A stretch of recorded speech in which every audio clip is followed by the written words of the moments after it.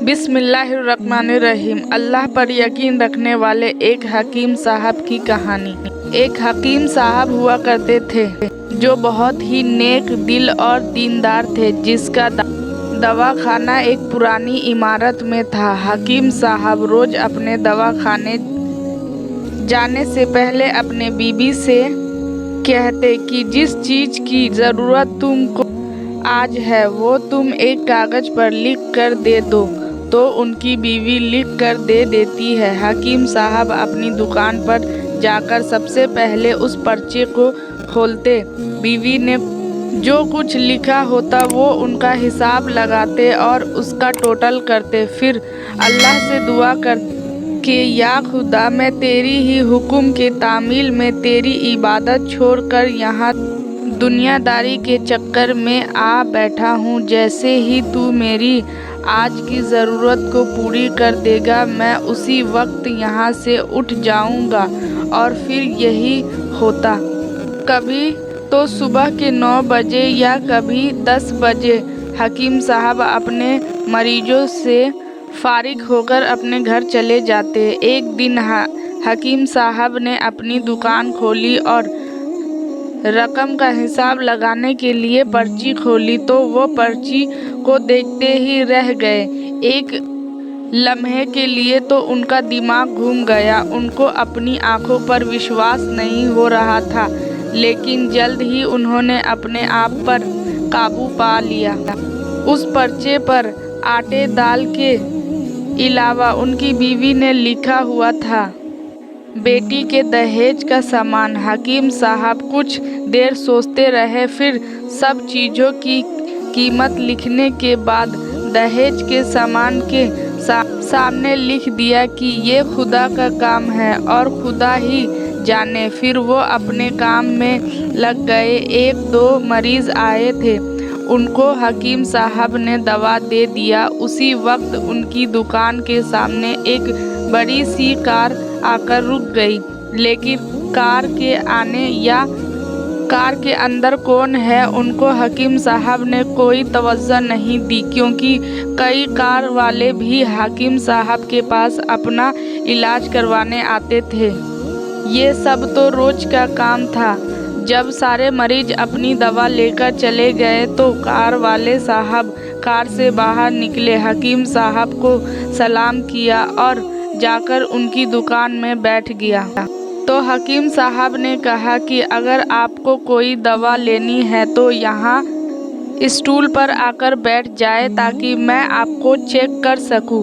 और अगर आपको किसी और मरीज की दवा लेकर जानी है तो आप उस मरीज की हालत बता दे। फिर वो साहब बोले कि हकीम साहब, मुझे लगता है कि आपने मुझे पहचाना नहीं, लेकिन आप भला मुझे पहचाना भी कैसे सकते हैं, क्योंकि मैं आपसे 15 साल बाद मिल रहा हूँ। अपनी पहचान के लिए मैं आपको अपनी पुरानी मुलाकात के बारे में बताता हूँ। जब मैं पहली मर्तबा यहाँ पर आया था तो मैं यहाँ खुद नहीं आया था, बल्कि मुझे यहाँ खुदा ने भेजा था, क्योंकि खुदा को मुझ पर रहम आ गया था और वो मेरा घर आबाद करना चाहता था। हुआ कुछ ऐसा था कि मैं अपने गांव जा रहा था, तभी हमारी गाड़ी आपकी दुकान के सामने आकर पंचर हो गई। ड्राइवर गाड़ी का पहिया लेकर पंचर लगाने चला गया था, तभी आपने देखा कि मैं गर्मी और धूप में गाड़ी के पास खड़ा हुआ हूँ। फिर आप मेरे पास आए और दुकान की तरफ इशारा करके कहा कि आप अंदर आकर बैठ जाएं। तो मैंने आपका शुक्रिया अदा किया और कुर्सी पर आकर बैठ गया। ड्राइवर ने कुछ ज़्यादा ही देर लगा दिया था। एक छोटी सी बच्ची भी मेरे पास खड़ी थी और बार बार कह रही थी कि मुझे भूख लग रही है, और आप उससे कह रहे थे कि बेटी थोड़ा सब्र करो, अभी थोड़ी देर में चलते हैं।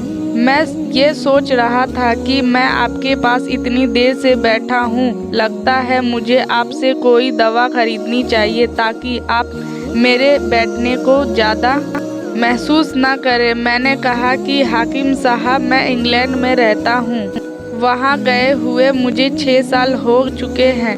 जाने से पहले मेरी शादी हुई थी, लेकिन आज तक मेरी कोई औलाद नहीं है। मैंने हर जगह इलाज करवाया, लेकिन अब सिर्फ मायूसी है। आपने कहा कि मेरे भाई, तौबा इस्तग़फ़ार पढ़ो और अपने रब से मायूसी ना हो। याद रखो, उसके खजाने में किसी चीज़ की कमी नहीं। कर, औलाद, माल, गम, खुशी, ज़िंदगी और मौत सब उसी के हाथ में है, किसी डॉक्टर के हाथ में नहीं। शिफा नहीं होती और ना ही किसी दवा में शिफा होती है। अगर शिफा मिलती है तो वो खुदा के हुक्म से मिलती है। औलाद देनी है तो वही देने वाले हैं। मुझे याद है कि आप बातें भी कर रहे थे और साथ पूड़ियाँ भी बनाते जा रहे थे। सारी दवाएं आपने 2 हिस्सों में करके उन्हें अलग अलग सी लिफाफों में रख दी। फिर आपने मुझसे पूछा कि आपका नाम क्या है। मैंने कहा, मेरा नाम अफजल है। आपने एक लिफाफे पर अफजल लिखा और दूसरे लिफाफे पर बेगम अफजल लिखा। फिर दोनों लिफाफे एक थैले में डालकर दवा खाने का तरीका बताया। मैंने बेदिली से दवाइयाँ ले ली, क्योंकि मैं तो सिर्फ आपको कुछ रकम देना चाहता था। लेकिन जब दवा लेने के बाद मैंने पूछा कि कितने पैसे देने हैं, तो आपने कहा कि बस ठीक है। तो मुझे कुछ समझ में नहीं आई, तो मैंने दोबारा पूछा तो आपने कहा कि आज का खाता बंद हो गया। तो मैंने कहा कि मुझे आपकी बात समझ में नहीं आई। वहीं पर एक शख्स और मौजूद था, तो उसने मुझे बताया कि खाता बंद होने का मतलब है कि हकीम साहब ने आज के घरेलू खर्चे के लिए जितनी रकम खुदा से मांगी थी, वो खुदा ने उन्हें दे दी है। ज़्यादा रकम वो नहीं ले सकते हैं। मैं बहुत हैरान हुआ और फिर दिल में शर्मिंदा हुआ कि मेरे कितने घटिया ख्यालात थे और ये सादा सा हाकिम कितना आजिम इंसान है। फिर मैंने अपने घर जाकर अपनी बेगम को ये दवाएं दिखाई और उसे सारी बात समझाई, तो वो कहने लगी कि वो कोई इंसान नहीं, बल्कि हमारे लिए तो वो एक फरिश्ता है, जो मुझे यकीन है कि उनकी दी हुई दवा हमारे लिए फ़ायदेमंद साबित होगी। हकीम साहब, आज मैं 3 बच्चों का बाप हूँ। खुदा ने आपको हमारी मदद का वसीला बनाया। हम हमेशा आपके लिए दुआ करते हैं। जब भी मैं अपने गांव छुट्टी पर आया तो हर बार मैं आपकी दुकान पर आया, लेकिन मुझे हमेशा आपकी दुकान बंद ही मिली। मैं कल दोपहर को भी आया था, लेकिन मुझे हमेशा आपकी दुकान बंद ही मिली। मैं कल दोपहर को भी आया था, लेकिन आपकी दुकान कल भी बंद थी। वही एक आदमी खड़ा था। मैंने उसे पैसे भिजवाए थे कि वो अपनी मरीज की चीज़ें खरीद ले। उसे बुखार था, लेकिन उसने किसी को नहीं बताया। वो बुखार की खाती रही और घूमती रही। फिर एक दिन वो बाजार में बेहोश होकर गिर गई। अस्पताल ले जाने के बाद पता चला कि उसे बहुत तेज बुखार है और वो बेहोशी की हालत में ही दुनिया से चली गई।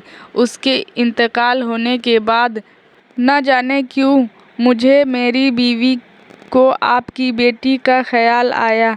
हमने ये फैसला किया कि हम दहेज का सारा सामान आपकी बेटी के लिए पहुंचा देंगे, और अगर शादी जल्दी हो गई तो सारा इंतज़ाम खुद ही करेंगे, और अगर अभी कुछ वक्त हुआ तो नगद रकम पहुंचा देंगे। मेरी आपसे ये गुजारिश है कि आप इन सब के लिए मुझे मना नहीं करेंगे। यह सुनकर हकीम साहब हैरान और परेशान थे और फिर बोले, अफजल साहब, आप जो कुछ कह रहे हैं मुझे तो यकीन नहीं हो रहा। मैंने आज सुबह बीबी के हाथ से लिखी हुई पर्ची देखी तो घर के खाने पीने के सामान के साथ बेटी की दहेज का सामान लाने को भी लिखा हुआ था और आप खुद देख ले कि पर्ची पर क्या लिखा हुआ है।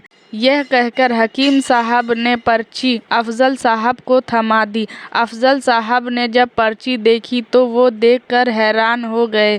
उस पर लिखा था कि ये खुदा का काम है, खुदा ही जाने। हकीम साहब ने कहा कि अफजल साहब, यकीन मानिए जो भी मेरी बीवी ने पर्ची में लिखी हो, आज तक ऐसा नहीं हुआ कि उन सब चीज़ों को लाने का बंदोबस्त नहीं हुआ हो। आपकी भांजी की वफ़ात का मुझे बहुत अफसोस है, लेकिन मैं उस पाक रब की कुदरत पर हैरान हूँ कि जो हमें क्या क्या मौजेज़े दिखाता है। इस तरह हकीम साहब की बेटी के दहेज के सामान का इंतज़ाम होता है और बड़े धूमधाम से उनकी बेटी की शादी हो जाती है।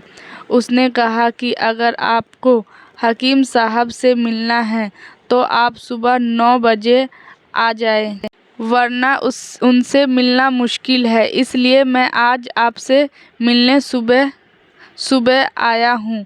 जब 15 साल पहले मैंने आपकी दुकान में आपकी छोटी बेटी देखी तो मैंने बताया था कि उसे देखकर मुझे मेरी भांजी याद आ रही है। मेरी भांजी की शादी इसी महीने में ही होनी थी। उसकी शादी का सारा खर्च मैंने अपने जिम्मे लिया था। आप सभी को ये वाकया कैसी लगी, आप हमें कमेंट करके बताएं।